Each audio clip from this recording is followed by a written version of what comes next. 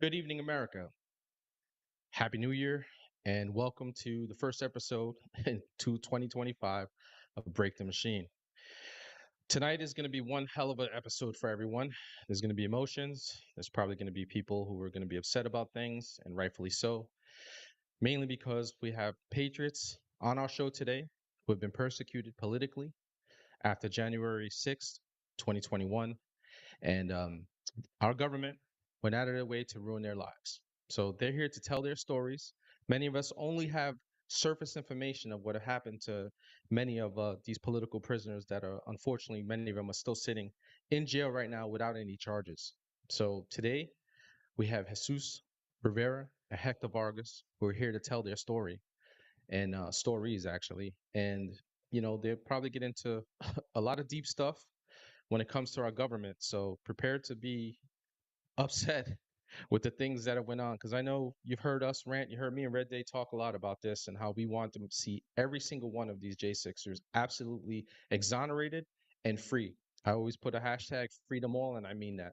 They all need to be free. Now, one person should be sitting left after January 20th in jails. So we're going to get into a lot of that. There's going to be a lot of stuff back and forth. If you have questions, don't be afraid to ask the questions. They'll answer it. We've already talked to them, and they're well aware that you guys are a patriotic group here in our chat, and you believe in America, and you believe what has been done to them is a grave injustice that should never be done again, ever again. So tonight, I'm going to bring on right now Red Day, Jesus, and Hector. Thank you, gentlemen, for coming on tonight. We really, truly appreciate you. We understand that you guys have been through it and you stuck it out. So just so you guys, it's just so that the chat understands that not only are these two patriots in the sense that of what happened to them on J6, that they stuck it out, but both of these men are Marines and they serve this country. Okay, so you need to understand that there are a lot of other veterans right now sitting in jail, rotting away without any charges. And these two men are here to tell their story today. So take it away. Jesus, go ahead, go for it, man. Tell us how it played out starting from January 5th. Oh, you're muted. You're muted. On mute. I knew that. All right, I was gonna say, Welcome, let me bro. just let me just piggyback off what you said as far as veterans go. There's over 150 veterans that were charged for January 6th. And that's something that people need to know. And myself and Hector have been through this. Every one of us that have been charged, the VA has made it a point to stop and mess around with our VA disability and our benefits. So once that happened, once us veterans there's veterans out there who are, like you said, still locked up, incarcerated, or going through the process that have had their entire VA benefits paused. Luckily, I had somebody who did some investigative journalism, Brianna Morello, go through my situation, talk to the VA, and actually got the VA to essentially give me back everything they took. And I even got a nice little letter from the VA saying, "Sorry, we messed up." So that's something important. 150 plus veterans that are dealing with this, just like myself and Hector, just being there that day, or just walking by, walking in, and we're being treated this way. You know, individuals who have fought for this country, people who, when they were there, voicing, getting their voices heard, we were there for a reason. When we talk about the Constitution and we talk about our oath, right? Our oath to the Constitution is to the Constitution. So when we were there, that's what we were doing. Our oath doesn't expire until we do. So when It we were never there, does. no, I know. So when we were there, um, doing the things we were doing it because of that, because we believe in the Constitution. And everybody on the left can say all day how they do too, but we've seen numerous times how they've taken things out of the Constitution when it comes to criminal cases or the legalities of things. For one, every one of us is denied our First Amendment rights when it comes to our legal cases. And Jonathan Gross, who's a lawyer for a few J6ers, has had a judge literally tell him, "I don't want to hear any First Amendment um, case with this. That does not apply in this situation." That's the only time it applies. That's the main reason we were there. So for me, January 5th was a great day. Anybody that was there can tell you January 5th was amazing. It was patriotic. There was a lot of fellowship going on. It was just amazing, right? The morale, the camaraderie was huge. It was great, man. Like, I mean, so many different aspects of life. The diversity of people that were there. It was just great to be amongst people that think like you. And of course, we don't have the same complete agreements, but we were all on the same board of what was going on. That's why we were there for the Stop the Steal election. So January 5th was amazing. I was there as an investigative journalist, so I have a lot of footage that I have still yet to get back from the FBI on January 5th of interviews that I've done with some high ranking people. And we obviously January 6th comes, we go to the ellipse, we hear President Trump speak. Everybody knows what he says. March down to the Capitol peacefully and patriotically, and that's what we did. We stepped out. We went to go get some lunch. I was there with Bryson Gray, Topher, Craig Long, Forgiato Blow. I was there with those guys. So a lot of stuff I was doing, I was documenting for them, and just kind of getting stuff on the side, following them around. Again, as an investigative journalist, as a cinematographer, that's what I was there for. And when we were eating, we were getting blown up, saying, "Hey, there something's going on at the Capitol. You guys got to get here. They're storming the Capitol." And that's when I decided I'm going to go, because the whole purpose of me going was to elevate my career. Prior to going to J6, I spoke to uh, the executive producer at WKRG, which is a local news channel here in Alabama, Pensacola, Florida area. And I was trying to get a job with them. They knew I was going to the Stop the Steal rally. Spoke to them on January 6th. So I was just like, this is going to, all this footage that I'm getting right now is going to skyrocket my career. That was what I Right. was thinking. Instead, it did the exact opposite. Instead, it actually ended me up in going to prison for 8 months on 4 misdemeanor charges. But here we are today, glorious day. Trump was just, they voted him in, counted him in. So I'm just excited to see what happens from this day forward. But I'm one of 1,600 plus J6ers that has gone through this and is going through this. Right. And Hector, how about you, man? How did it all start for you, starting from January 5th? So honestly, I'm just a little more. I mean, back then, 2020 actually, I was like in my what 25, I guess. So and I was out of the Marines, but I was in New York City. So I was, I got used to the fast life, and COVID came, so I was traveling back and forth. I've probably been to like 500 Trump rallies out of my own pocket. So Um, actually, when November 3rd, when the elections was happening, I was at a bar at 2 in the morning in New York City, and we're like, yeah, Trump won. I bet like $2,000. Then that's when that line came up at two Yeah. in the morning, Yeah. and Mm-hmm. I'm like, Several. and I The lost, ballot dump. yeah, I lost my shit, man. I lost my shit. I'm like, wow. So, anyways, I was never gonna go to I was never gonna go to January 6th to DC, but because I was like Jesus Rivera said. So I come from a military family. My entire family is Army, Marines, Navy. So I wanted the and I say few because I speak to military service members every day that really take our oath to heart until I die. Serious. You know, a lot of military Marines or whoever, they're gonna tell you, "Hey, I just doing for the money, for the benefits, or whatever." But I'm there because I made an oath, right? I got out of the Puerto Rico island, and I'm like, I'm gonna go serve my country like my grandfather did, like my father did, and I'm gonna make an impact in other people's lives. So, um, the Constitution was written for a reason, right? And it says that we were supposed to support and defend the Constitution against all enemies, foreign and domestic.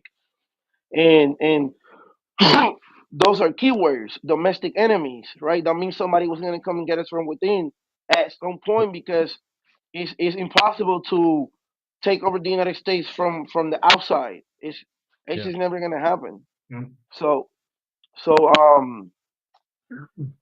before New Year's Eve, because every New Year's Eve I've been spending. Um, After I left Puerto Rico, I spent New Year's Eve in a new city. Every Right. year after year. So I was gonna go to Cancun, Mexico, when Trump posted that tweet that he said, "Oh, we're gonna have the rally of the elites on January 6th," and I'm like, "Oh Right. shit." So I was in California back then because during COVID, I was flying all over because flights were like $50. Right. So I'm like, oh wow, so Donald Trump is gonna actually do a rally in January 6th at the Capitol. Man, I had to go back to Jersey, um, and then from Jersey head to Washington D.C. So I took a flight from California to Jersey. I rented a car because anybody that lives in New York City, you ask them, they don't have cars. I mean, we never use cars out there. Yeah, I know. Yeah, I so know. I I grew up in rent. New York City, so I know it's all mass transit. Yeah. It's the bus or the train. So back then I didn't have a car, so man, I go like, yo, I gotta be in DC. Like it don't matter, man. I'm meeting Right. with people from Florida, California, the whole country, right? Right. This, we all Patriots been talking about for years, but we were finally gonna meet in DC. Right. So I rent this car, went down to Virginia. We stayed there right across the National Mall in a Virginia hotel, and January 5th. And I know everybody knows about January 5th because it was the day before, but because all the videos of Ray Epps and all of these quote Yeah. unquote agitators and whatnot. So, but anyways, like Jesus Rivera said, when we got there, and we're not the shy people, like we're social. We talk to Right. everybody. So we got there, man. It was like I'm like, yo, I'm like in a party in Puerto Rico.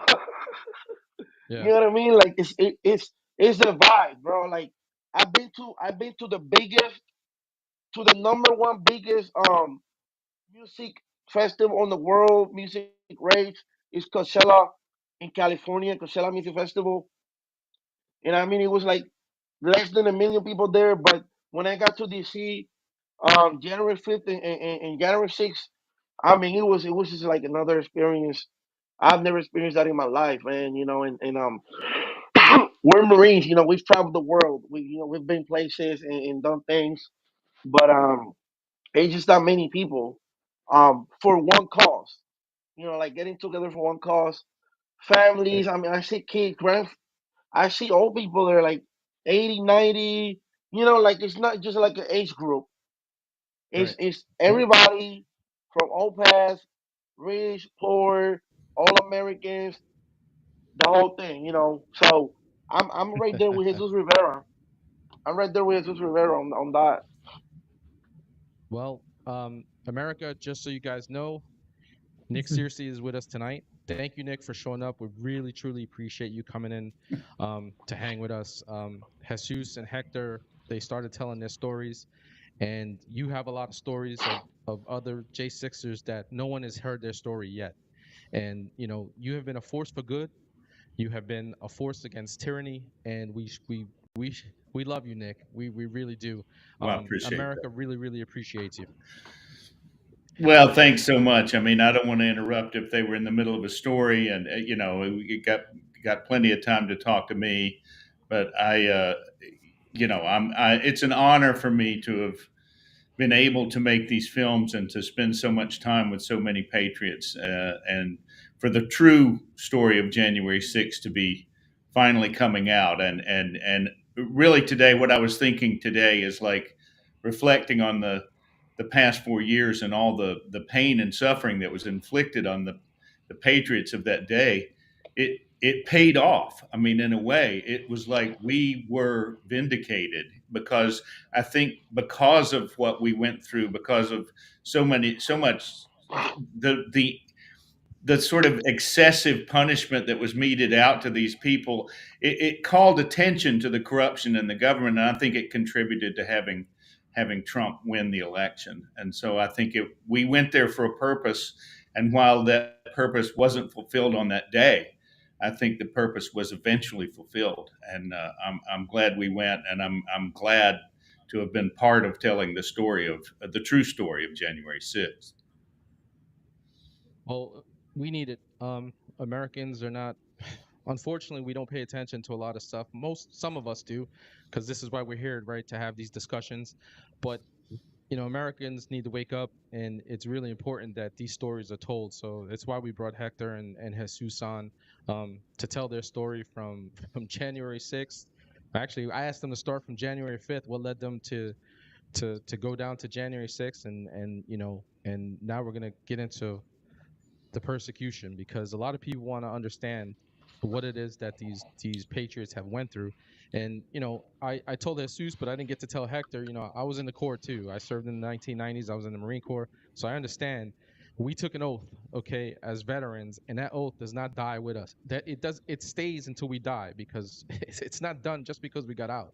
And enemies, foreign and domestic, like Hector was talking about, is a true thing. And right now we're seeing domestic enemies, in our nation, and it's not a good thing. So having their voice and having you help them share their voice, Nick, it's a great thing to do, and we need more of it. And I wish more people, and I know that there are people in Hollywood, they're just too afraid to come out and say it, okay, and come out and speak, and I wish more of them would come out and not only defend these men and women, but just help tell their stories like you're doing.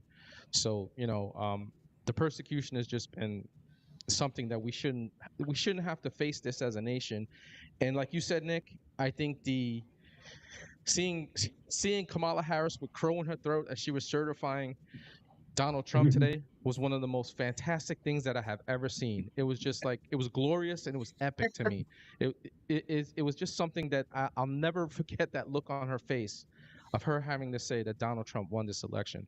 And but to get back to these patriots, it's just a good thing that they're here to tell their stories. So, when was it that the persecution started with you, Jesus?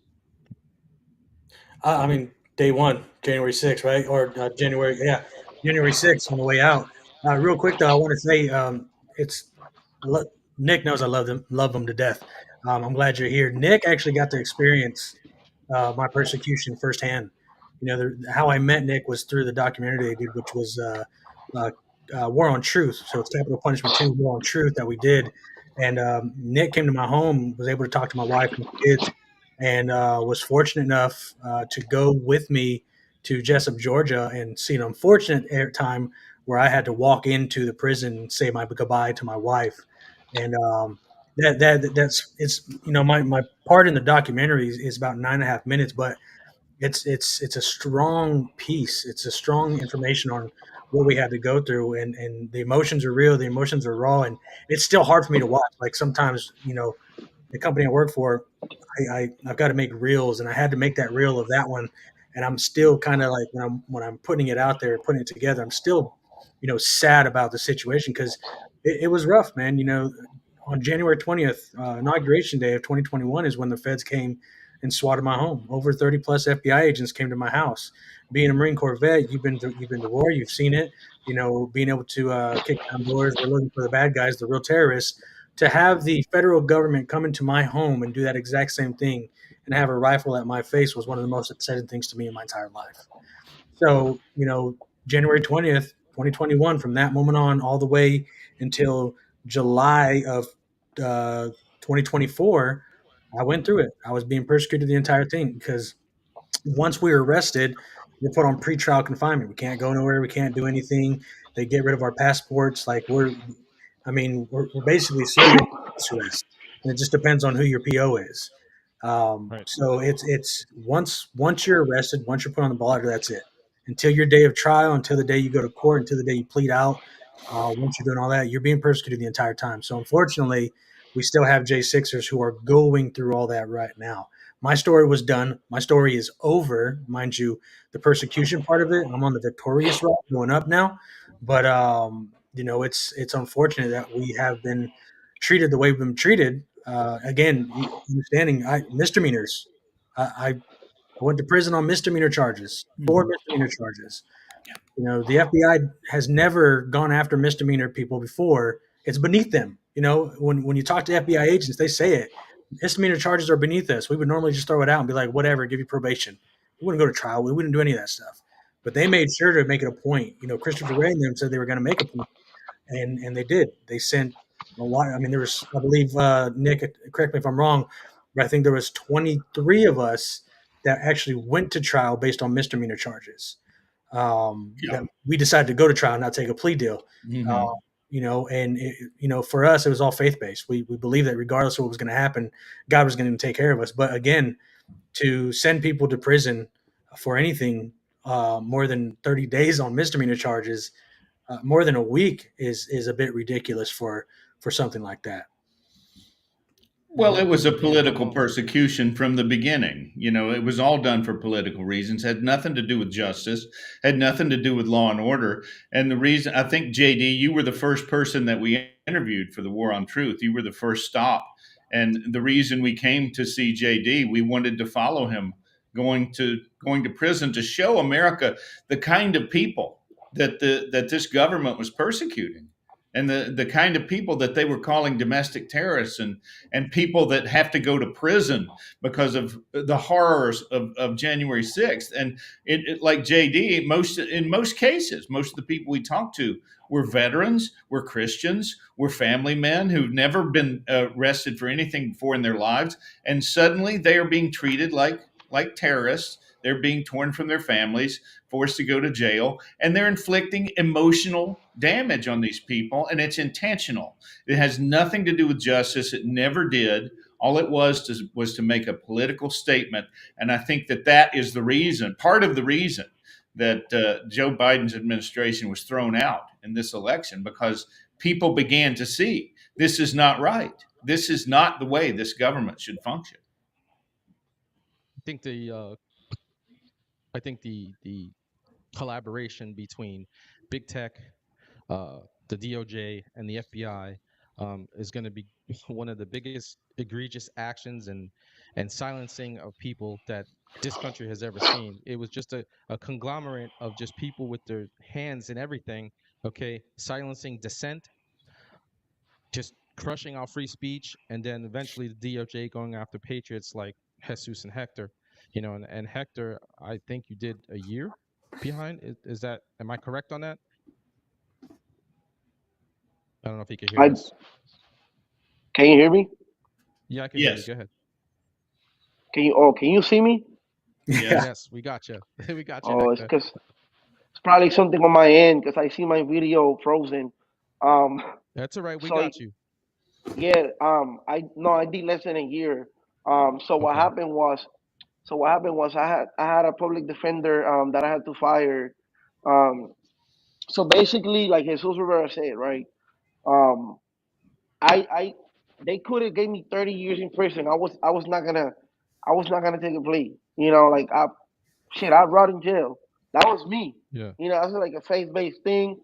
Um, I know I did nothing wrong, so like, I'm just speaking for myself, but I consider myself a Christian, so um, one of the commandments is to not, um, I think it's if I'm not wrong, it's the ninth commandment is to not hold bear false witness against thy brother. So I'm like, in a sense, hey, we did nothing wrong, and I just walked in the Capitol. I shaked every police officer's hands. Um, you know, let's go to trial. I told my public defender, um, hey, before you talk to me about anything, I already know. Everybody's watched Law and Order before, man. Right. We know how it is. We're veterans. Um, I'm not taking a plea. We'll go to trial. So my PD, I mean, I don't even remember how many times he told me, Mr. Vargas, you can take a plea, and I'm like, bro, like you serious, bro? Mhm. Please, out of respect, do not ask me that ever again. Right.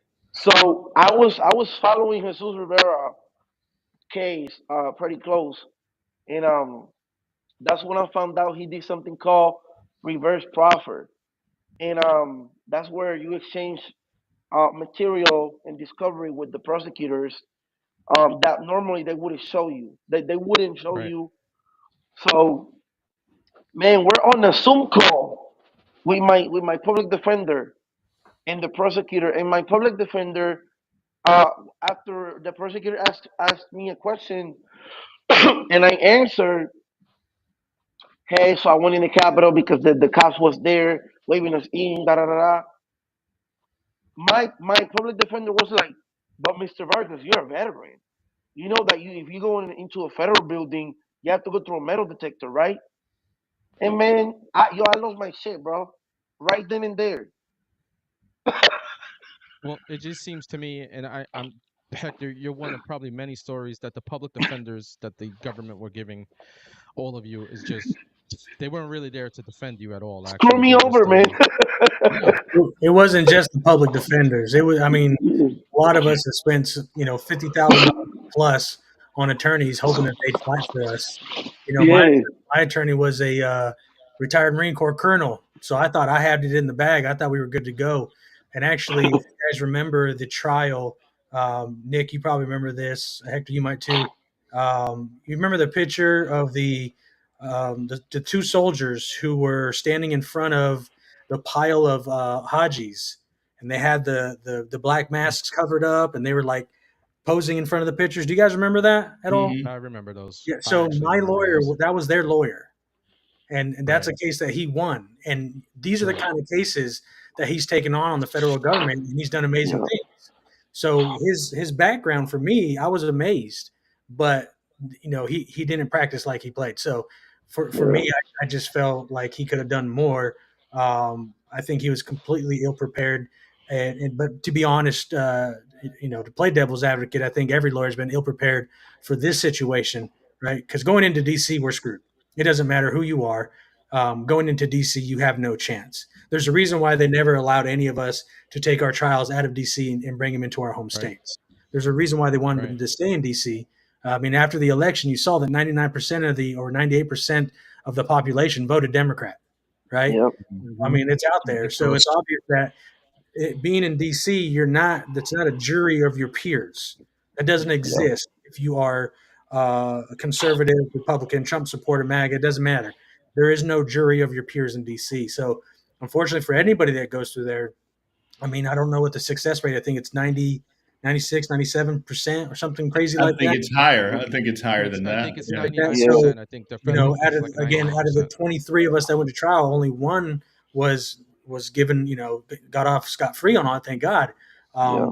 That's the main reason why I went to trial, because I thought I had it too. But my my judge, if you look at her background and who she is and who her husband is and who her husband worked for under the Clinton administration, you'll see why it was easy for her to use me. And for me, I was the very first case on the misdemeanor charges to go up. So I'm classified as the original raindrop theory that they use in every case now. And Right, for her, she was excited. I mean, she at the end of my case, she said I chose the side of the insurrection. Mind you, nobody's been charged with an insurrection at the Mhm. time. Nobody was charged with sedition. So she's already made up her mind what she wanted to do. The narrative was already there. It was an insurrection. That was the narrative. well, They that were was sticking to it. It doesn't matter who you were. It doesn't matter what you were there doing. She knew I was there as a journalist. She didn't care. The First Amendment, again, the First Amendment, none of that mattered to any of them. It didn't matter that we had our First Amendment rights. It didn't matter that we were journalists. It didn't matter that we were there protesting. None of that mattered to any of these judges. DOJ is corrupt. So, it's best to have a public defender just so you don't lose money. But right, still fighting. You still got to fight. But at the same time, I want everybody to understand, individuals who took a plea deal. I understand that too. right, Everybody has their own decisions. Everybody has their own situations and stories. So we shouldn't be. There are people who are like, "Oh, you should never take." No, you don't live their life. You don't know what they're going through. They're allowed to choose what's going to happen to them. So taking plea deals was probably the best option for a lot of individuals right, who took a plea deal. right, Well, so many times, in if you're in the DC court system and you're a January 6ther, you're not only facing a 97% Democrat jury pool, the lawyers that you're going to get that are public defenders are also part of that 97% Yeah. Democrat town, because you have to, in order to argue a case in the District of Columbia, you have to be licensed to practice law in the District of Columbia. Right. So you Right. couldn't just bring your lawyer from your town, or from your right, state. You had to have Yep. somebody there. So in many cases, that is why a lot of the people took the plea deal. is because they knew there was no chance going in. And a perfect example of the disparity is the case of John Strand and Simone Gold. John Yeah. Strand and Simone Gold walked into the Capitol, did the same thing. They were right beside each other the whole time. No difference in anything that they did. They were both charged. Simone Gold took a plea deal, got a sentence of 60 days, did 30, I think, and got out. John Strand fought it all the way. John Strand is in the War on Truth telling us that he thought his defense attorney did a good job, mounted a vigorous defense. The prosecution lied about everything that he did that day, used a freeze frame of him holding his fist up, saying that he was cheering on the insurrection. And John Strand is saying, if you just play that video, you see me thanking the police. He was actually thanking the police, not cheering on the insurrection. John Strand got 3 years. And he said that as he was walking out of the courtroom after he was convicted, one of the people in the jury shot him a bird as he walked out of the courtroom. So that's what you're facing. If you went to trial there, that's what you were running into. And that's why so many people did choose to take the plea deal, because you're going to get it either way. Just like Simone Gold and John Strand and what happened to them, you're going to get something either way.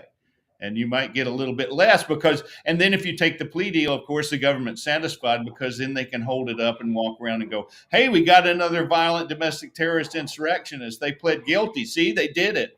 It's just such a racket. And the whole thing is going to come apart, hopefully, and be exposed for the nonsense that it was, for the evil nonsense that it was. It's like the deck is completely stacked against all these individuals. Going, like you were saying, going into DC, Nick, 97, 98% conviction rate, with a complete plethora of liberal, communist, Marxist ideology in every lawyer and every judge and anybody on the jury panel. As you were saying, they're flipping people the bird, saying, "Hey, we got you." Essentially, you're not going to make it out of Washington D.C. Not in our town, you won't. And they keep calling it insurrection, and I've never called it insurrection. I know that was the media's grandstanding, that people in D.C., but nobody had any weapons except for the undercover agents that were mixed in the crowd, okay, inciting shit, okay, and getting people to do dumb stuff along with their what do you call it? Confidential informants, okay. If it was an insurrection, we'd be having a completely different discussion right now. Yeah, absolutely. Sure. Absolutely. Are any of you guys involved in the class action suit that's supposedly getting started? No, I'm not. So yeah, I mean, what we've seen is that Jake Lang lawsuit, and what the influencers been posting online said that about J6ers filed a $50 billion lawsuit. There's other two that are 500 million. But me personally, there's a lot of people that I don't know. There's a lot of details that we don't know. Me and Jesus Rivera talk a lot. A lot of J6ers, we talk a lot. And they're constantly, like right now as we speak, they're constantly sending me messages, X, Instagram, phone. And it's almost as if one person decided to go out public and say, hey, I filed a lawsuit, and I'm speaking for all J6ers. Right. Oh, okay. Yeah, I've been weary about posting anything about that, just because I don't really have much information on that. And I just, Well, for me right now, like I'm going to wait till after the inauguration. I want to see what Trump's going to do for us before I jump on anything or do anything. He might even come in restitution or something. You never know. Yeah, so, I just think I think it'd be smart just to pump the brakes a little bit on it. And I understand where they're coming from. I understand, with the amount of stuff that we've been through, and some of them are still going through. I completely understand, wanting some type of assistance in the way which we all deserve, every last one of us. But for me, I just want to. I'm gonna wait. I want to wait to see what President Trump plans on doing before I start jumping into any potential class action or taking something on my own. Class action is probably going to work a lot more for a majority of J6ers because, again, mind you, we've been depleted. You Mhm. know, not a lot of us don't have the means to an attorney who's going to take it on for us, or a lot of us just don't have the cash flow anymore. So a class action would be the simplest way for individuals to be a part of something that's going to give them monetary gain, get their life back on track from the things they've lost. Um, but for me, you know, there's things that I'd like to see done individually from J6ers because, again, remember, as J6ers, we've all been hit in different places. Literally, I think every state has a Right. J6er at this point. So there's different things Yeah. that need to be done.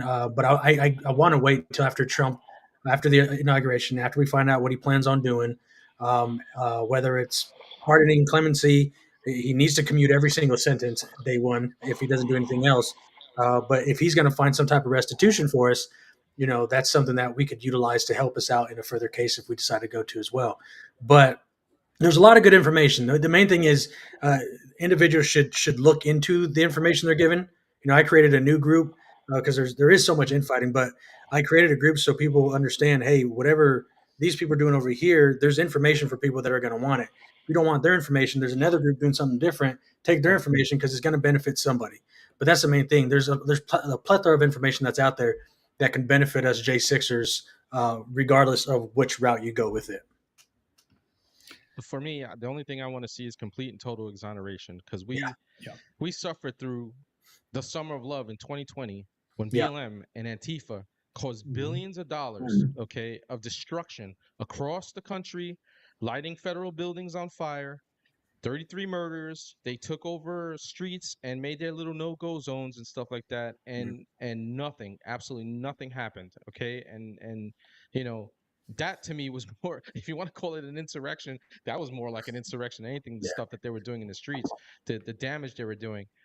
So for me personally, I want to see again. I understand how you guys are into it more than I am. As an outsider, I want to see complete and total exoneration of Well, every you single know, one of you guys. even as an insider, you know, I've had my speculations on it on and how I feel about, you know, I don't think everybody, because when I say I don't think everybody deserves pardon, I'm talking about people like Ray Epps, people like Yeah. John Sullivan, Yeah, individuals that did some really stupid things. But after today, man, you know, seeing all this stuff, all the posts, like today was a patriotic day. Today made me proud to be an American. Today made me proud to know that I went through what I did as a J6er.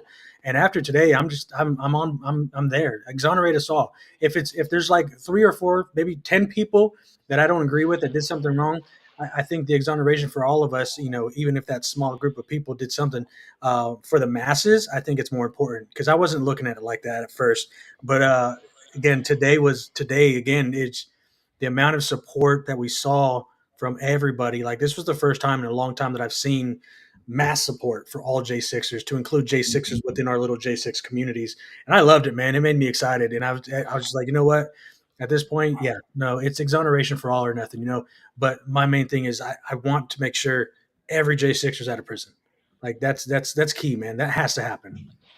Well, the thing too, JD, is like today I was going back through my phone, looking back at the stuff that I shot on January 6th, 4 years ago, and that was a patriotic day. I Yeah. mean, yeah. the whole day long we were all singing songs and glad to be there. And, you know, it was a joyous day, and that was something that the media lied about and never told the truth about. Never You know, showed. That's why January 5th is never talked about. That's why yeah, nothing prior to the Capitol event was talked about. mm, But even at the Capitol, when stuff went crazy, there was stuff going on that was still exciting and yeah, patriotic. I yeah, mean, you had people fellowshipping and praising the Lord, and you had people singing the Star Spangled Banner and the Pledge of Allegiance and other places. And it wasn't until the police officers started doing what they were doing where people had to defend themselves, right? But it yeah, was still a very patriotic day, even inside the Capitol when yeah, people were going through and basically checking things out. But they're not going to show you that. They're not going to tell you that. Mind you, now we're finally able to get those things out. But again, it's important, and we've been trying, and I know Nick has, getting out the capital punishment war on truth goes, and we all have video footage that the world hasn't seen. right, We have it, and it talks about what we went through and what we saw and what we did and didn't hear kind of stuff. And it's important that people go out and watch these things because it shows different Americans like myself, our perspectives, and it's not the same J6ers that we're used to seeing. These are right. a bunch of group of different people that we were blessed to be a part of this documentary to be able to tell our stories and show those different sides of the day. And every one of them is essentially the same. It's very patriotic. We are all very God fearing, and then Capitol Police started doing what they're doing, and then the rest is history, literally. And one thing too, I want to say about the whole restitution thing. I agree. I think the pardoning and clemency for everybody. They've got to be let out of prison immediately. This has to stop. But the restitution actually needs to happen. And if you see when you see our movie, you see that it wasn't just the justice system. It was also the media. It was the media vilifying these people, demonizing them in their communities, causing them to lose their businesses and their livelihoods because of the way their communities treated them, because of the way they were being characterized in the media. So I hope that if there is a class action kind of lawsuit, I hope some of it goes against the media, because the media's lies about these people have destroyed lives. And, in many cases, like Matthew Perna, I mean, the media basically caused that young man to take his own life. His life, yeah. Yeah. And so these That people really hit me a lot. That Yeah. that Matthew Perry thing, because I was going to the DC Gulag, and I was talking over there with Nico Redfield, and the whole group of patriots that are there. They're there every night to support the J6ers. And I was talking to another J6er earlier today on the phone. They keep calling me from prison, and when I heard about Matthew Perna, and then I met with his mom at the Bedminster Golf Club in New Jersey, Yeah. and we talked about it. I mean, that just it pissed me off. It pissed me off so much, because when I was in my trial and I was sitting here with next to my public defender and the prosecutor, my case, she was a girl, standing right in front of us. I mean, you have to have. I want you guys to know. You guys have to have so much patience to be able to sit somewhere and take in all that. Like, they're lying about you. They're making you out to be a freaking demon. Yeah. And you just gotta sit there and take it in. Mhm. And there's nothing you can do. So you gotta pray for patience. And I was praying because I'm like, yo, this girl is just lying, lying, lying. Um, but when I heard about Matthew Perna, I was like, yo, these people. I mean, these people gotta pay somehow. Like, we can come in with some games. Like, I understand, some people like Jesus Rivera said they want compensation for me. I just want what I lost. What I lost while I was sitting in jail. A lot of people lost their divorces. I mean, I heard it all, but Matthew Perna, that's how much you value your life at, Right. based on the media's lies. There's no Well, have we value seen? on Did Trump set a new precedent recently when he got that judgment against, what was it, CBS or ABC? ABC. Yeah. So that's what I was gonna ABC. I say. mean, technically, besides the money that he lost from that, he didn't even lose the criminal case. He lost a civil case or some bullshit. Yeah. Yeah. But I mean, all they did was they called him the R word on the air. And I mean, I got to think right. that all these J6ers have been referred to as insurrectionists, probably by name, Yeah. on Right. a lot of broadcasts. I don't see why that's not the same thing. And they actually did. They actually got punished a lot worse than Trump did. Yeah. Yeah, Trump they're didn't have to spend hopefully time behind bars. that's and that's kind of the thing with the what I'm waiting for as far as the class action. Because if you see if you go to my Twitter page, my X page, excuse me, whatever it's called, on my backdrop, I have what the FBI put out the day that they arrested me, and they literally said they were going to hold my name, accountable for the violent actions that happened on January 6th. Right. When Put a target on your back. I didn't get any violent charges. I didn't get any felonies. Right. So those are the kind of things, and I have that up there so people could see, because they're saying these things about us that aren't true. Now, and if I remember correctly, Nick, again, the Matthew Perna case, the thing that drove him over the top was that felony charge, that terrorist felony charge, Yeah. that was later dropped from Right. all J6ers. Yeah. That small thing is what drove him over the edge. Yeah, he had decided to take a plea deal, and he had resigned himself. He's going to do 6 or so months, 6 to 12 months, and he was thinking about, okay, I can get through this. I can get through this. And right before his sentencing, his lawyer called and said, well, they're thinking of adding this, terrorism enhancement to your sentencing, and you might be facing 3 years or more. And that was it. He couldn't handle that, and all of that was just that was a tactic. Yeah. That was just it was meant to terrorize him. They were intentionally trying to terrorize him. Yeah. Well, unfortunately, like they succeeded in that situation. Yeah. And like we're saying, like Hector was saying, in those cases, who's held responsible for that? Right. Because that should have never happened. That should have never ever been a situation. Matthew Perna should still be here speaking on his own behalf today, but they wanted to do this to the American people. And he was a casualty of what they wanted to. It was all to cover up what they did, which was basically they manufactured Biden being elected, and so they had to do all this to cover that up. So this what happened to me. Oh, go ahead. Yes, well, to follow up on what Nick was saying, I think we saw with this last election that 2020 was straight bullshit. Okay, and those of us that have been called election deniers and everything else, we got it right. All right, because we saw that it was straight bullshit. They couldn't even.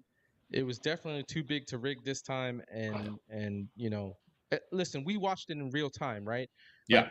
Those of us that were watching the election that whole night, we saw him up by 500,000 to 1 million votes in some states. We wake up the next morning and all of a sudden, Joe Biden is won. And it's like, what? How? And then when you see that curve and you see it go up and down, and you see that at about 3 o'clock in the morning, the document dump, when they dump it everywhere, okay, in states like Michigan and Wisconsin and in Georgia, you just see that curve. That's not even a curve. It's just a straight elevation straight up. And I think we see that we're not election deniers, right? We called it back then, and we got it right again this time. So, but him winning is you guys, okay, are a big reason for him winning. All right, and you guys need to understand it. What has been done to you has been a travesty, and it's unfortunate that it's taken a lot of people a long time to see, okay, what it is that has happened to you, because a lot of Americans in this election started to realize that the legacy media is full of shit. Okay, and nothing that comes out of their mouths is right. Nothing that comes out of it is true, and all they do is lie. Okay, and just try to flip the narrative. They called you guys insurrectionists, but the only people with weapons were the Capitol Police. Okay, and the undercover agents. All right, that were mixed in with you guys inciting shit. All right, and none of you guys were committing violence. The only people that were committing violence that day, okay, were the Capitol Police. Do you guys know these guys? Well, you got Officer Fanon. That's this skinny old tattooed up guy, and the what's his name? The big guy, the tallest dude. Harry Dunn. And Dunn. Yo, these dudes are making millions of selling books, lying about us. So this is what They already got a medal. A medal of valor or something from Congress. Right. So did the police officer who was beating Roseanne Boylan over the head as well too. Yeah. They're parading these guys. I mean, the Charlie Murph. Yeah, the officer that killed Ashley Babbitt, he was promoted. Like promoting it's a bit ridiculous that these guys are being held as heroes when they did. Officer Fanon is no hero. Harry Dunn has already been. It's been proven multiple times. I mean, my buddy Steve Baker puts it out there in a timeline that shows everything that Dunn talks about, everything that he spoke under oath about. All of it's fabricated. None of it's true. And he points it out there. He's putting it out there, and you guys could look it up. His name's Steve Baker. Oh, yeah.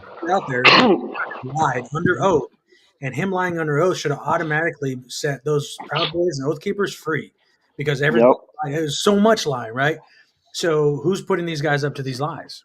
So knowing Harry Dunn just sucks at what he does. Harry Dunn is photos with Nancy Pelosi. Yeah. So you got Fanon, Dunn, and what's the Dominican? Aquilina. Yeah, Yeah. Aguila or something like that. Yeah, Yeah.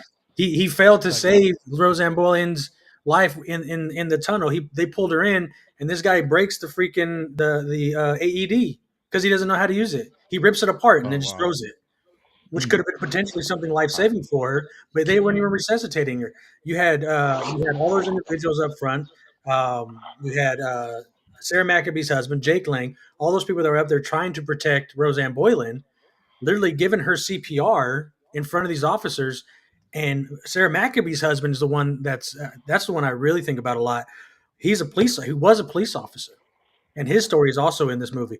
But he was a police officer, and he was protecting one of the police officers on the ground.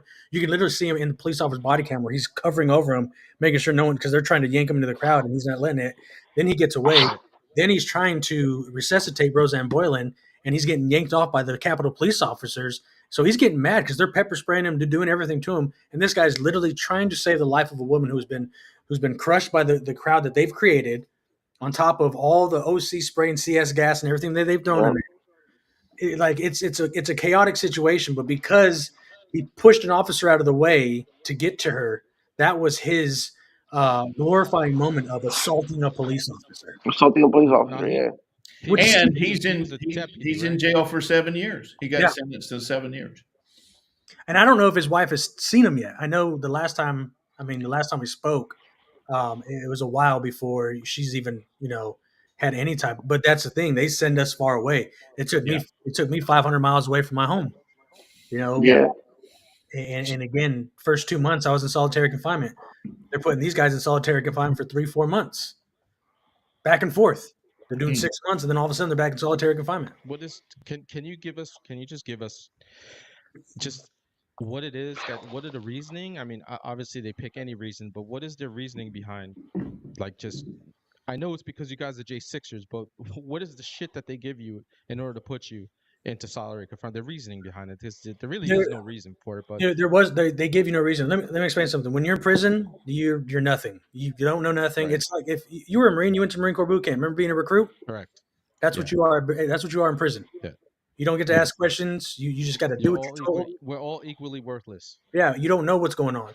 So when I get when I got sent to prison, I was supposed to go to a low security. They sent me to a medium security, and in the medium security, they put me in solitary confinement for the first 2 months. First 2 months, I didn't get to see my family. I got to talk to my wife every day. We made sure it was about a 15-minute call, but depending on the time, it'd be 2, 3, 4 minutes. But we made sure we called every time. And I'm in this, I want to say, 12 by 8 room by myself. I have a window about 12, I don't know, maybe about a foot long window with bars on it so I could see outside. But that's all the sun I got. I got to go outside twice. In those 2 months, I went outside twice in those 2 months. Got to go and actually get some sun for 2 hours. So, I lost about 30 pounds. I'm extremely, depleted in vitamin D. So I'm very malnourished. My kids are freaking out when they see me, but they don't give you any answers. They don't tell you why you're in solitary confinement. I didn't even know when I was getting out of solitary confinement. That's what sucked. Like I was upset because I knew I was going to be there for 8 months. And I didn't know when I hit my 2 month mark, I didn't know I was getting out and getting sent to the low. But that was the thing. Like you don't know what's going on, and you learn to adapt it to the ways. You learn to uh, you know change your mentality on what it is. And for me, the positive thing was talking to my wife every chance I got to talk to her. And Right. that was, those 15 minutes were the best 15 minutes of my life. If it was 5 or 10 or 15, the best moments of my day in prison, every day in solitary confinement. So you cherish those moments. But Right. someone like me, I've never read a day in my life until I got to prison. I think I read about 10, 11, maybe 12 different books. I read the Bible from front to back twice while sitting in solitary confinement. That's a big thing. That's how much time you have. Yeah. That's how much time you have. But for me, that was, I don't know. Some other people, whatever their reasons on getting sent to the shoe, it's not the shoe. It's solitary confinement. Two different things. You got to remember that. Right. Why they're sending other J6ers to solitary confinement? It's all a game. I mean, so Intentional. it is. So here's one thing that happened too, and Hector, you might want to look at your stuff. But again, I got charged for misdemeanor charges, after my sentencing is when we found out that they added the word violent to one of my charges for the BOP. So it would consider me a domestic terrorist under the BOP laws. That's how I knew, at that point, they were screwing over every male J6er was not allowed to go to a camp. I've never had a criminal record in my life. Never. I mean, I might have had a speeding ticket, maybe, but this is my criminal record. But because of four misdemeanors and a small word that said violent after the fact, after I was sentenced, that was put into the paperwork, just randomly thrown in there prior to me going to prison, made it to where I wasn't able to go to a camp here in Pensacola, which was 15 minutes from my house. Instead, they sent me 500 miles away to make it almost impossible for my family to see me. So everything they did was intentional. Real quick, I was gonna say this, just to add to the point. Um, not to take away from everything, but I think because of us, we can speak for Marines. Um, that actually is what helped me. Um, and I'm pretty sure Jesus Rivera too. To take it in a sort of like a less stressful way, because we were sitting in the Marines doing worse stuff many times. So, Right. but also other than that, I was gonna say so we went through prison in most of us, if not all of us, got pretty screwed by the correction officers. You have the one or two that were friendly, but we got pretty screwed by correctional officers, and they're still messing pretty bad with the ones at the gulag.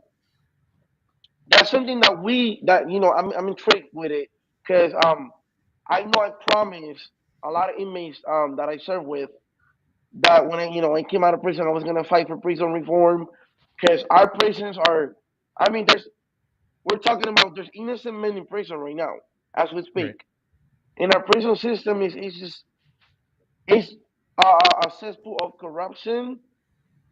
I mean, you can fit all crimes and put them on a correction officer. Not like I'm not lying. Everybody can speak on this right now, and I'm not sure if we can even sue the BOP. They, what happened to me? At one point, I told them, yo, I'm not eating food from the shower. People are sending me money to commissary so I can buy my own food because I Right. was on a strict diet. I mean, I lost 70 pounds while I was in prison, and one of the COs came to my cell and looking for any excuses. One of the towels was on top of the rack, and he used that as an excuse to take my whole bean of food. Took my whole bean of food away for like a whole 2 weeks. The whole every day I was asking the bay supervisor, yo, can I get my food back? Um, when Beto sees my food, he didn't wrote the season report, da da da. Nothing. 2 weeks later, he's like, oh, here's your food. I wasn't even eating. I was lucky that I had other inmates that were helping me. But stuff like that, like BOP, The BOP is garbage. The BOP is you garbage. know. And the one thing that I'm noticing, again, to try to light on some things, you know, when and again, going back to the documentary, this is what I said. I talked to my wife, my kids. I said, this is going to be a mission trip. This ain't a prison sentence for me. this is going to be a mission trip for me. And I think what God has done is God has strategically placed a lot of us in prison to bring out what's actually happened in the prison system. For the first time ever in history, there are individuals who have no criminal record, who've never seen what's going on inside the BOP, who've actually had a taste of what's actually happened with inside the BOP. So a lot of us were blind to what was actually happening there. Now that we see it, now there's masses of people who are just like, there needs to be some prison reform. My friend Deneen, who um, she literally same faith, she went to prison on the same basis that I did, and now she's advocating for women inside that prison, which is now locked down, shut down, because the COs and everybody were raping the inmates. Right. So now Deneen is speaking on behalf of these women. She's getting her voice has been utilized. God has put her in that position strategically because she was obedient to his word. She went to prison on his behalf, and now she's speaking on behalf of these women who have been raped and tortured. and it's finally getting out there that this is what's going on in the BOP. Right. So I believe when I tell people, I believe God put us there for a reason. It sucks. It's going through it, but I'm pretty sure the prophets thought the exact same thing. You know, everybody that's going through it thought the same thing, that life sucks right now, but we're doing it for Jesus, right? He's done it to us. He's doing it to us for a reason. And we're shedding light in areas that were never going to be, shed in the first place. But now you have people like us who are obedient to his word, that want America to be what it should be, right? God-based country where our morals and everything are lumped into those specific things, and we want to hold those accountable who did us wrong, to include those in the BOP. Like, it needs to go from the very bottom to the very top, and that's what I'm hoping to see is that we do these things to hold every last one of these individuals accountable one way or another, for doing the American people dirty the way that they've done it. And then someone keeps asking about the old lady. I'm pretty sure she's out of prison already. I think she only did a couple months. I believe it wasn't long, or like 60 days or something like that. But I'm pretty sure she's out. Yeah, I'll look into it. But I thought she was. Do you know about that, Nick? Who are we talking about? Remember the grandma that they sent to prison, the one that she was keeping people out, and then she took a picture in front of a window, and they sent her to prison. Yeah, I don't know. I don't have any further knowledge about her that I could share. I don't know. Well, I mean, they were taking people for just about anything, right? Like, it didn't matter. They made up, as you guys have been explaining in detail, that they were just making excuses. They were adding charges. They were making up charges. They were using the law incorrectly, to just subvert any. And the terrifying part is they're not going to stop until the 19th. I mean, they are continuing to go after people. They'll arrest somebody in the 19th. Yeah, they will. Yeah. They're going to inflict as much pain and torture on people as they can, right up until the moment that Trump puts a stop to it. And because that's who they are. They have to keep furthering this lie, because if they'll never admit it. They can't just go, "Oh yeah, we did that. We're sorry." They're going to continue with this insurrection narrative.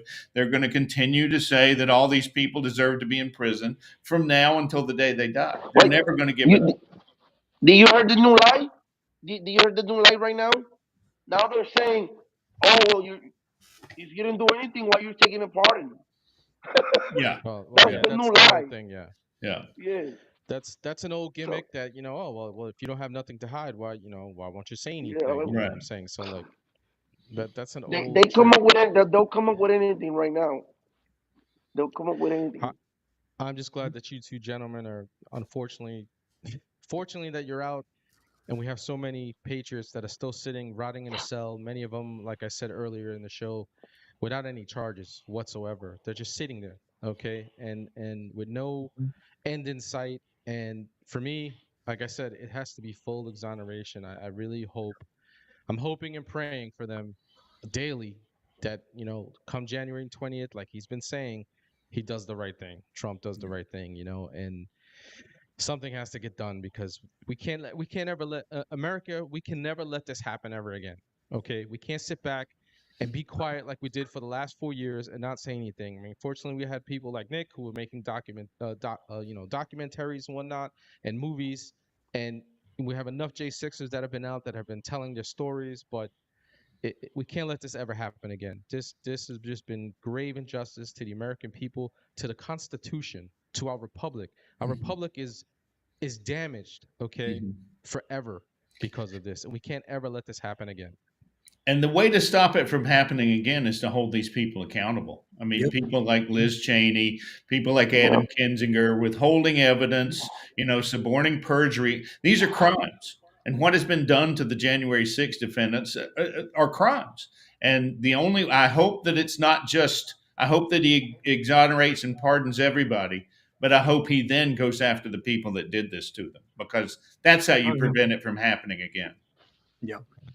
That's up to Pam Bondi and Kash Patel. They got to get the word right away. Yeah. like the second thing right after they get the full pardons for everybody, the J6 committee, get them next.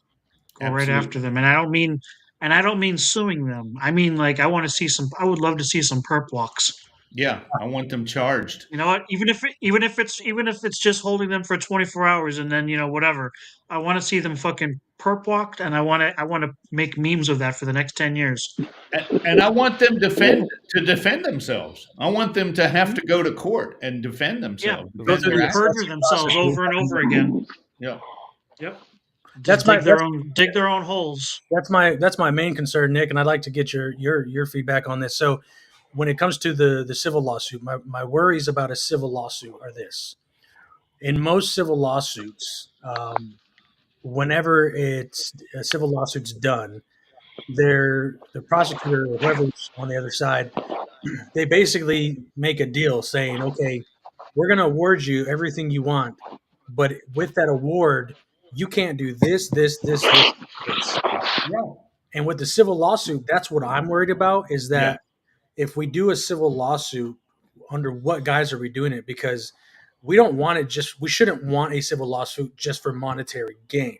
The civil lawsuit should allow us to go after individuals on the J6 committee, go after people in the Press FBI, charges. go after those people. Because what my worries are is if we don't watch our verbiage, the civil lawsuit could turn into you're getting this, but you can't go after the J6 committee. You can't go after them. You can't go after them. And then what happens there is the individuals can never get restitution from those people because they get to now wash their hands clean because the civil lawsuit says you can't hold us accountable. So that's my only concern about a class action lawsuit. I'm saying that wrong. So I was just wondering what your take might be on that because from class Well, action, that's what I've seen in the past. I agree. I think the civil lawsuit should come after the court cases, because what happens in a civil lawsuit a lot of times is there's a settlement. And what happens Yep. when there's a settlement? You have to sign an NDA, say that you're never going to speak about this again, and we're going to give you $50 billion. And if you're suing people that are in the government, what's going to stop them from saying, okay, we'll take some of that 50 billion we were going to send to Ukraine and we'll pay it to these people to shut them up so that we can all get away with it, so that we can all just walk away scot-free. So that's my concern about the civil lawsuit. I think it should wait. I think that you should go after these people legally in the court system before you do any lawsuits. Are you gentlemen up for any questions? Because our chat has been going a mile a minute, Yeah, and always. so chat, if you have any questions for the panel, please let them go. Let us see them, and I'll put them up for the panel to read. So let us know. I know a lot of them they're echoing everything that Nick and Jesus have been saying about uh, people need to pay. I know that's one of the big things. They want to see it. Americans want to see it. So like I was telling you guys earlier, our chat is a very patriotic chat. They have been on the side of the J6ers through and through. They know many of the stories that are out there that we actually know about, but there are so many more that we don't know about. And Nick, do you have anything coming up other after the war on truth that you can talk about in regards to the J6ers? Well, just today we released an extended version of the War on Truth. We had released the 2-hour feature film back in May of this year, but today for free on the hisglory.tv website, we released a 4-episode, 6-hour version of the War on Oh, Truth, which you will cover a lot more people. In order to make a 2-hour film, there were entire interviews and entire stories that we had to cut out. So the War on Truth continues, or the War on Truth miniseries is what it's called. It's on hisglory.tv. It released today. It's all free. You can watch it, and there's a lot of people in there that some of them you've heard of, and some of them you've never heard of, whose stories are just so painful and so wrong. The injustice of what's happened to these people is what we tried to show when we made the War on Truth.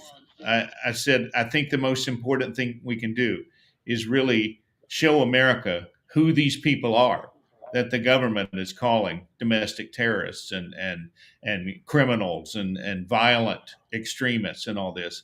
And I think we did a fine job of that, of really revealing the kind of people that this government is going after. And they're going after the God-fearing, the Constitution-loving, the patriots. Those are the enemies of the Joe Biden administration and this government. That's who they wanted to punish.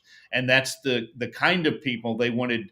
They wanted other people to look at that and go, well, I don't want to be like those people, because obviously the government's going to come after me if I'm like them.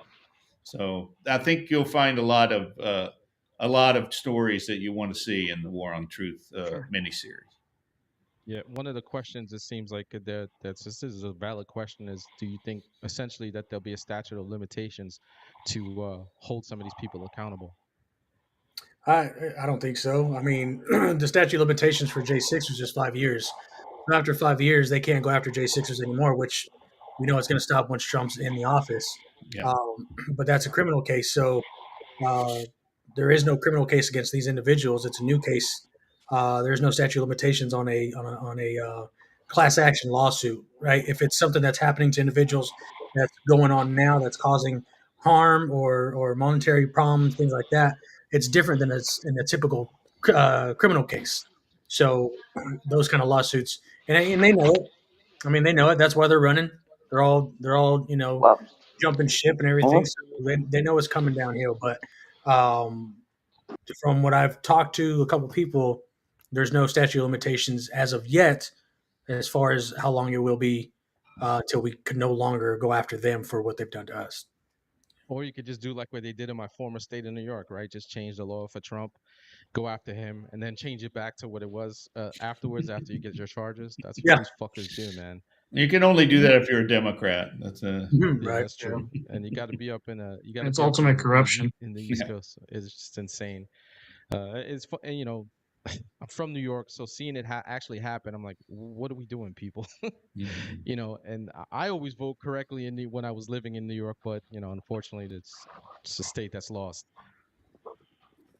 So one of the questions is they ask, why did it take 4 years? I think the War on Truth is. Why did what take 4 years? I guess the movie. The movie War on Truth was released previously. Mm-hmm. Well, we released a movie in 21 called Capital Punishment. The War on Truth is a sequel to the movie, So we started the 2 months after January 6th. Chris Burgard and I said we gotta do something. They're lying, and so that we started making the movies back then. Yeah. One of the things was can you hear me? One of the things that was one of the things that was happening was early on, we still didn't have most of the footage that you guys have been putting in these new movies. True. So then we have promised by Kevin McCartney that he was gonna release all J6 footage. Yeah. And then he released to a certain extent some of it. Yeah. But we still had a lot more footage to go through. That was when Tucker Carlson got fired from Fox. Yeah. Yeah. Posting all that. And now I still believe we still have more footage that Speaker Mike Johnson didn't fully release, but I'm not sure if it's that the J6 committee destroyed it or what it is, but they definitely destroyed evidence. Well, there's a lot of evidence. Well, that alone should be a crime right there. Another problem in making the movie, he asked why it took so long. Especially at the beginning, people were afraid to show their footage. Yeah. People were afraid to participate in the film because, their lawyers are telling them, don't say anything, don't tell your story. They're in legal trouble. So it's hard to get these stories out there. And like Hector said, the government's withholding all this footage. So it was hard to piece it together. It took a while. Right. Yeah. So Nick, we know what Jesus and Hector have gone through. What does this cost you? I mean, because I've watched you over the years, and you were my favorite in Justified. Okay, I'm gonna say it right now. All right, you were my favorite character in Justified. What does it cost you having stood up for these men and women? Well, I don't know exactly. I know that there have been certain. I've certainly not worked as much in the last few years as I used to, and I know that right after January 6th, I got a call from my agent, And on a Saturday night, the Saturday after January 6th, my agent calls me, who he never calls me, much less on a Saturday. And he says, I just got to ask you one question. Did you go in the Capitol? I go, what are you talking about? And he said, well, there's a casting director in Hollywood that's passing a picture around saying that you were inside the Capitol and that you're an insurrectionist and nobody should ever hire you again. And I said, well, I didn't go in the Capitol. Show me the picture. And the guy, it was some guy with a mask on. I go, that's not me. And then it turns out that this casting director that was spreading this around was an old friend of mine, somebody that I'd known for 30 years. So I don't really know how much it's cost me. I'm sure that it's cost me something. But, at the end of the day, I mean, I just sort of felt like I had to do what I had to do. I couldn't sit by and let this go. I had the ability to try to tell this story. I had the means, I had the backing to try to make these films, to try to get the truth out. And I really, at a certain point, I just went, so I'm not going to be in some stupid movie that probably won't be any good, and I won't even tell anybody to watch. Who cares? I'm going to make these documentaries. Yeah.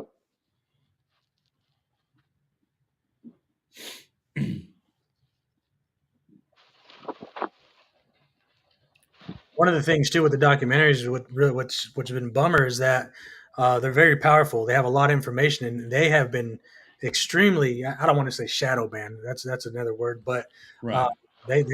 they have not been able to get out. Like when I had 114,000 followers on my TikTok, and I was telling you before earlier. As soon as I shared the War on Truth movie, they banned my TikTok account.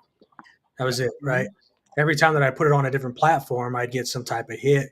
And as you know, censorship in that level, it's so Facebook, TikTok. I mean, finally now Twitter is finally starting to let us push more of it, which has been amazing. I had some pretty good feedback and stuff from this weekend post that I put out for the miniseries. But it's crazy that we are. When did that come out, Nick? January, beginning of the year, last year. Which one? War on Truth? It came out May 21st, I believe. So May of last year is when it came out, and there's people who are just like, I really want to see this. When is it coming out? Like they never heard of it. But it's trying to find the right people that'll get it out there. Trying to find the right people who push it so they can see. Again, these are stories of everyday Americans that people need to see. I think Hector's getting attacked. I see Hector's getting attacked right now. You're being attacked. The government wall. He's a bully. Yeah, one of the. But those are you. That's funny. Yeah, I would imagine that. But Nick, to be fair, you've done what it is that you need to do to spread the word for these men and women. And you know what? I still continue to work. I mean, in some ways maybe I don't get certain things that are made by leftists, but a lot of things I've gotten in the past few years were movies made by conservatives. So it's like it's a trade off. And I'm right. Most of the people that I've worked with a lot of Democrats over the years. I've been in the business for 30 years. I still get along with some of them, but I can't say that I miss them, and I don't really care. I'm like, And that's one of the difference. Like with Nick, one of the reasons why I grew to really admire and love Nick is because when it happened, he didn't let what happened to him in Hollywood stop him from putting out the truth. Right. For the longest of time, a lot of us, and Hector, I know you can agree to this, we tried reaching out to so many so-called conservative influencers. Yeah. They would not speak on our behalf. They would not talk about January 6th. I call a lot of them big con. Oh yeah. Yeah. They were afraid of losing their voice, which probably would have happened. But they're all speaking now, which is great. But it's like the individuals that we need to look at are the individuals like Nick, who were there from the very beginning, who lost what they could have had, but still continue to drive the truth and not worried about what everybody else had to say. Like those are the people when we're talking about high tier level, Hollywood, influencers. Those are the people that we really need to look into and thank for being there for us with such a big platform, right? Like most people would have never known anything about me if it wasn't for Nick. And Yeah. it's crazy because my situation was again first person in Florida arrested for January 6th, Yeah. first person to go to trial on misdemeanor charges. Like my for whatever reason, my stuff was thrown under the rug, and I was there as an independent journalist. Like there's so many things in my case that should they're probably going to be ongoing that we're going to speak about, but people didn't know about my situation. Nick puts out this documentary. Everybody knows now. There's a lot of people that know me. Mind you, I had the people who were following me from before when it happened, but it's crazy that all the other people that I didn't even reach out to Nick. They reached out to me. They found out about my story and were like, "We want to do this. Are you okay with that?" Like, that'd be great because I've been trying to get my story told for who knows how long now. I mean, at that point, it was 3 years. And I got to say, JD, I mean, we were so happy that you said yes because, like I said, a lot of people were afraid to talk. They were afraid to go forward. In fact, my friend Siaka Massaquoi, who he's in the War Siako on Truth. Massaquoi, yeah. Yeah, Yeah, I he's in the actually, War on Truth, and he was my neighbor in North Hollywood. He lived very close to me, and I heard about his case way back in 21, and I tried to get him to be in capital punishment, and he wasn't ready, So he right. came on board Nick, for War on Truth. so you, Yeah, you do you do you you know where Burbank is? What now? go ahead. You know where Burbank is? Burbank. Burbank, California. Yeah, Burbank, Yeah, yeah, California. that's where I used to live. Yeah. Oh yeah, so I went there to your film academy. Oh, you did? Oh, okay, cool. Yeah, Yeah, there I in I New York actually City. I actually invited Siaka on, but he had an event tonight. Otherwise, he would yeah. have came on with us too. Oh, he couldn't Siaka's a come. Oh Yeah, busy wow. guy. Ziag is a I great guy. I I extended him an open invitation to come on at any point to tell his story. And again, Jesus, we were talking about this earlier. This goes for you too, Hector, because I didn't get a chance to tell you this. Same thing with you, Nick.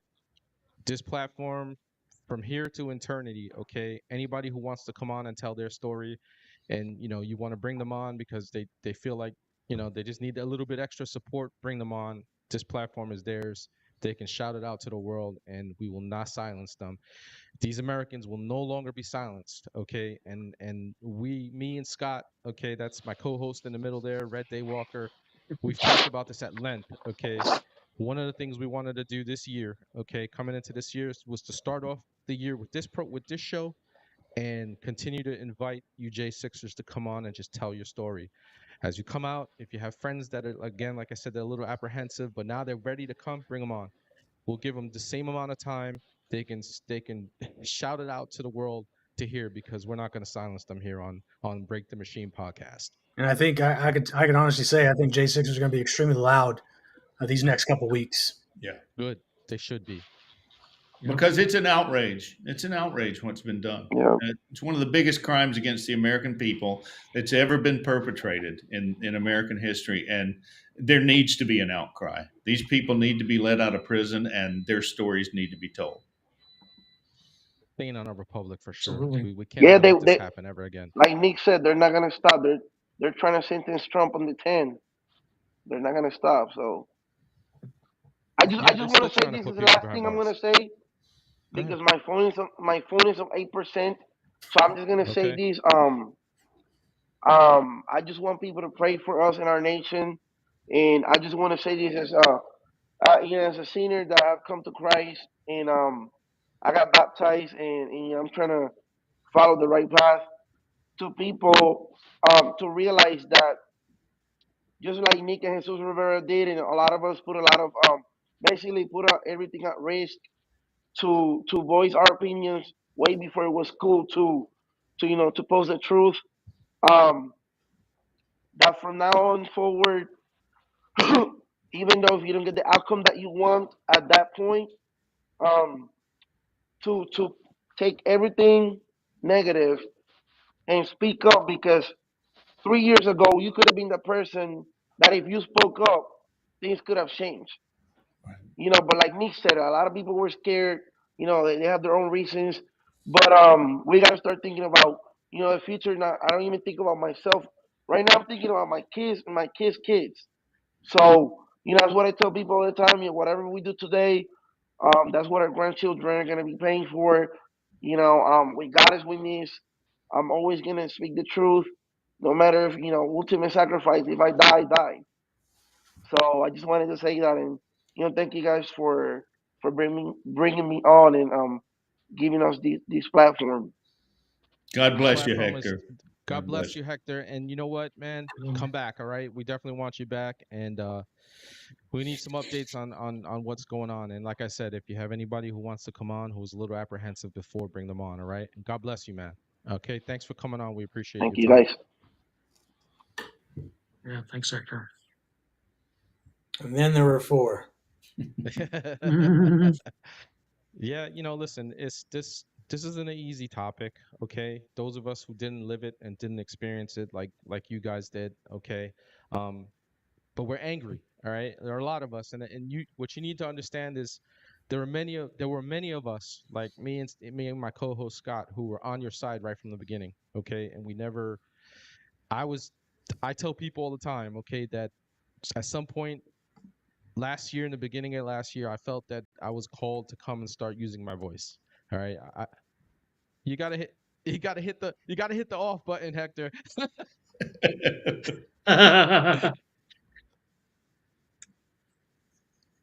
Can you mute up I'm from gonna your end? He wait, doesn't know hang he's on. still on. No, I was saying, Yo, can you you guys still mute on, from your end? Hector? Here come- All right, There you Hector, go. There we go. go ahead and go, bro. Go ahead, man. Just hit the off button. You'll be all right. Mm. We don't want you. There you go. We don't want your phone to die, man. I'll take care of it right now. That way, yeah, there we go. Hector's phone is dying. We don't want trying to hold on.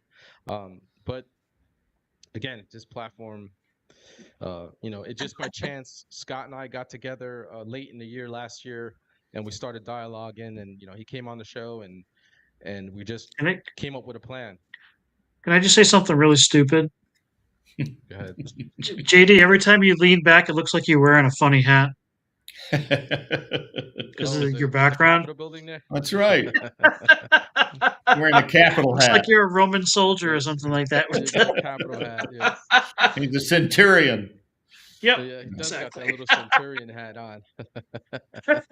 um, Sorry. but nah, it's all right, man. We got to listen. Sometimes it's good to drop a little levity in there. Mm. This isn't an easy topic again to talk about, and it's probably even harder for those that went through it. So Can we're I we're can I just lucky say to one have. thing about wait before you move on to the next thing? I gotta say one thing though. Sure. Part of the reason why people like me and Eric were motivated over the last several years was because of the persecution that you guys went through.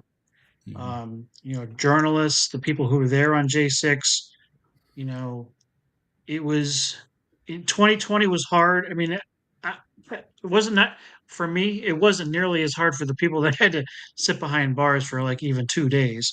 It wasn't that hard for me, but emotionally, 2020 was a big blow when we saw what they did. Not just for January 6th. I'm talking about just the whole steal.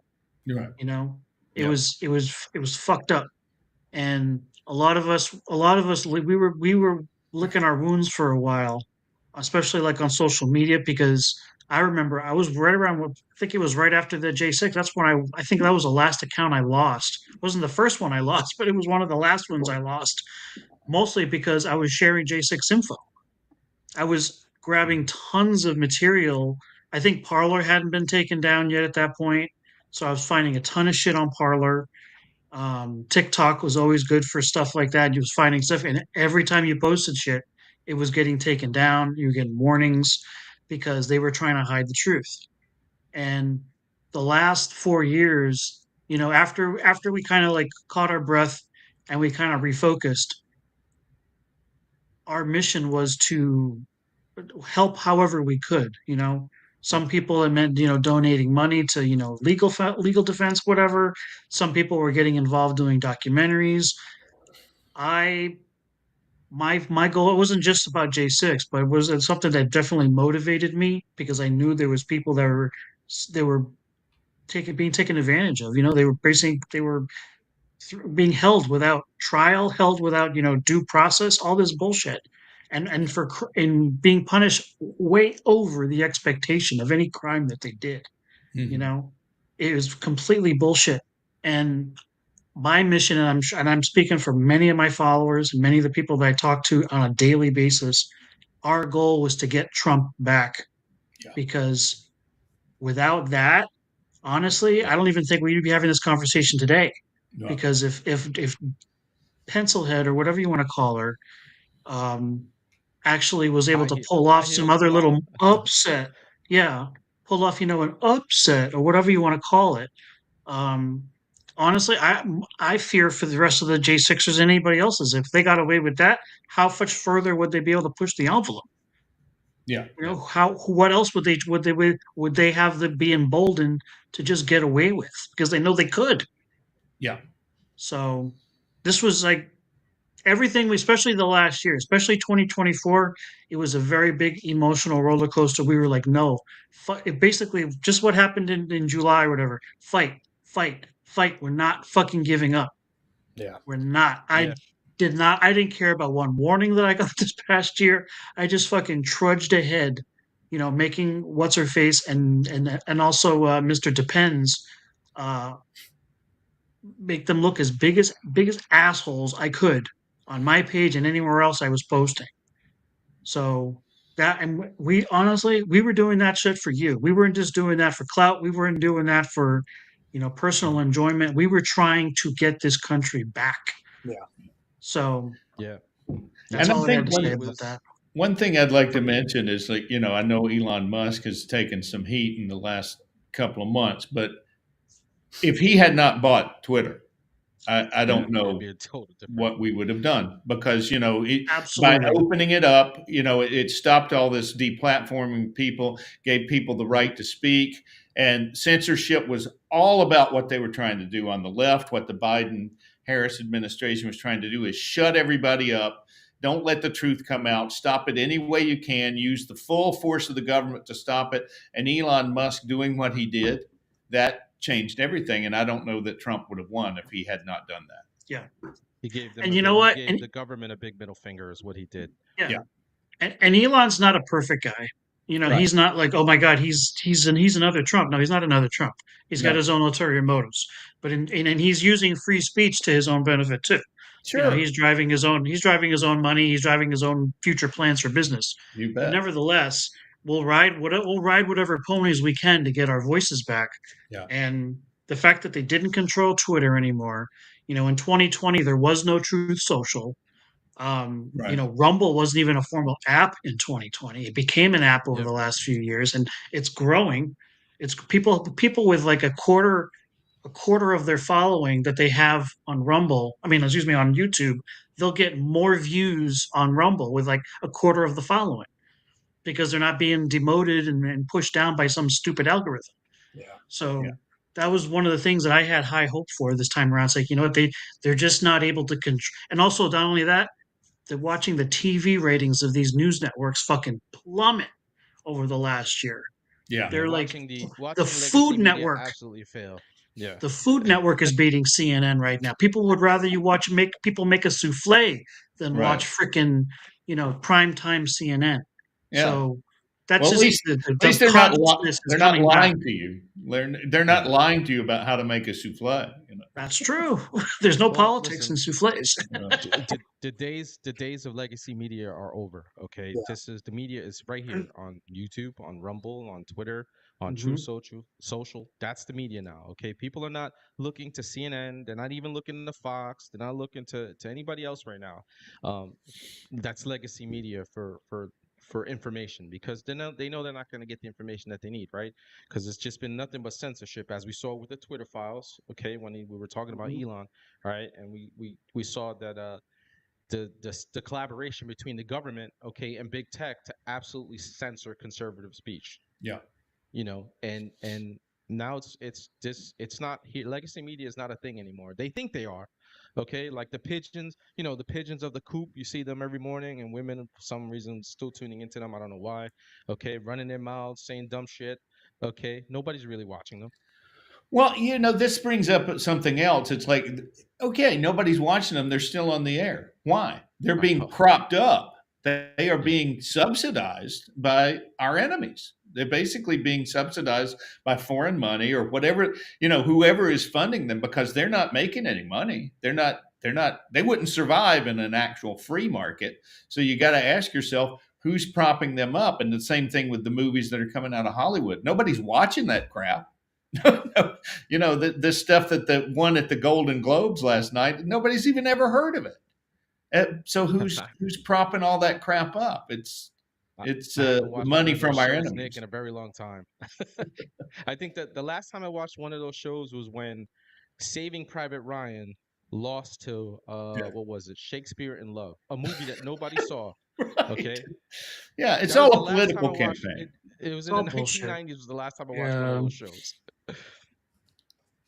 It's bad, but anyway, I don't know, Nick. I hope we can have you on again, really, because well, thanks for having me. We're going to be starting a Wednesday show that's going to kind of revolve around entertainment. So we'd love to have you back to talk some entertainment stuff with us, so you can let us know what you got going on, what projects that you can talk about. Well, I'm moving into. I'm going to make a narrative feature this year. I'm making a movie, hopefully shooting in April, that we're going to shoot here in Kentucky. So it's not. I've got Trump back in office. I'm going to give up the documentary business now. I'm going back into making movies. Nice. And what about you? What do you got going, Jesus? I know you're working with just waiting for Nick to hire me on one of his movies. Well, you're gonna have to sing. I'm making a musical. So. I can do it. Yeah, right now, I'm just riding the wave. For me, my family, again, we're victorious in this, right? We give all the glory to God. So we're just going day by day, seeing what's going to happen. And we're just going with it right now. Adapt and overcome. That's what Marines do, right? Yeah. Absolutely. Absolutely adapt and overcome. So, are you okay with Nick? I'm gonna pray for us on the way out. Please do. Okay? Yeah. That's something that I feel it's my reaching a pivotal point prayer that I use for myself every time I hit a pivotal point. So America, listen up really quick. Here we go. I gotta get to it first. All right. Father in heaven, we give you praise and glory. Thank you so much for your word. Thank you so much for revealing your heart to us and revealing your will to us. We ask that you please meet us at that moment, because this moment is where we find you. And in this moment is where you find us. Help us to be found by you, and help us to know your presence in this moment, in this circumstance, in this season of our lives. In Jesus' name we pray. Amen. Amen. Amen. Well, America, Nick Searcy, Jesus Rivera, and we had Hector Vargas on with us. Okay, we got Reddaywalker always chilling with us. We'll have another show on Friday coming up, but this was a big show for us. Gentlemen, we appreciate you coming on and hanging with us tonight. It was just very important to have this show because of the day. It's just, we can't ever forget this. Our republic has a stain on it that I think we can come together as patriots and clean it up, because we love this country. And often I tell people on this channel that, yes, this country has some flaws in it, right? But we love it so much that we just want to fix it. Okay, we understand the Constitution. We understand that we're not a democracy and we're a republic, because if we were a democracy, it would be mob rule, okay, which is what we've seen on some occasions that goes on in other countries. So we can't ever let that happen to us. And, you guys are patriots, and the work that you're doing, Nick, it's really necessary. And I pray to God that you never stop it. Jesus, you're always welcome, man. Both of you, please come back to the show. We definitely want to have you on. And again, Nick, I'm going to reach out to you for when you have some time on a Wednesday to come hang out with us and talk some entertainment stuff. Okay. All right. Thanks for having us, guys. Appreciate it. So thank you so much. Appreciate you guys. All right. So Scott, thanks, you got anything guys. going on? No, but I'll say this: if you guys have a documentary or anything you want to promote, You obviously, like Eric said, you're welcome to come on here, but also just kind of keep in touch with me on Instagram. My page has been blowing up the last few months, and I've got like 52,000 followers at this point, and I will promote the heck out of whatever you guys got going on. Also, Sounds before you good. guys go, Mhm. the War on Truth, there's a link to it in the description. All of Nick's and Jesus and Hector's, all their links are in the description, so you can go ahead and you can find it. I downloaded the War on Truth today. I got my digital copy because I have to check it out, and I think I'm gonna go check out that series that you're talking about so we can get some more information on January Absolutely. 6th. So again, That's what's up. once again, thank you very much, gentlemen, for coming in. So I will take us out, America. Well, America, I am the Big Red One guy reminding you that together and only together can we break the machine. All right. We had Nick Searcy on, we had Jesus Rivera, and we had Hector Vargas on. Okay. Gentlemen that have been putting it up for us, Nick Searcy with his work, Jesus. Okay. We're going to have him back for sure. All the J6ers have an open invitation to come and hang out with us and come tell their stories, because we need these stories to be told.